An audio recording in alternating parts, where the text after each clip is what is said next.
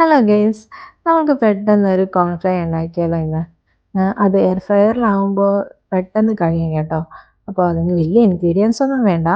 കുറച്ച് ബട്ടർ, അതിന് ആവശ്യത്തിനായിട്ടുള്ള സോൾട്ട് കൂടി ചേർത്ത് മിക്സ് ചെയ്തതിന് ശേഷം കോണിൻ്റെ എല്ലാ ഭാഗത്തും തേച്ച് കൊടുക്കുക കേട്ടോ.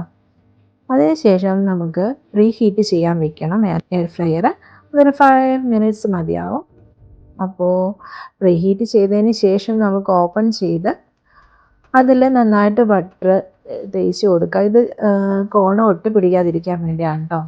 അപ്പോൾ ഇത് ആവശ്യത്തിന് ബട്ടർ തേച്ച് കൊടുത്തതിന് ശേഷം നമുക്ക് കോൺ അതിനകത്ത് വയ്ക്കാം.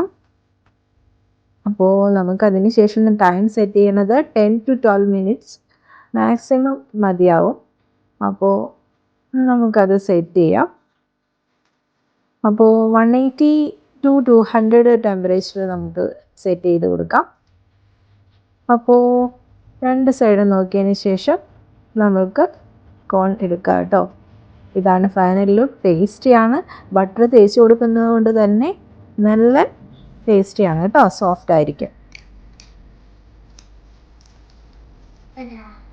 അപ്പം എൻ്റെ ഫേവറേറ്റ് ഐറ്റമാണ്. എല്ലാവരും ട്രൈ ചെയ്യണേ.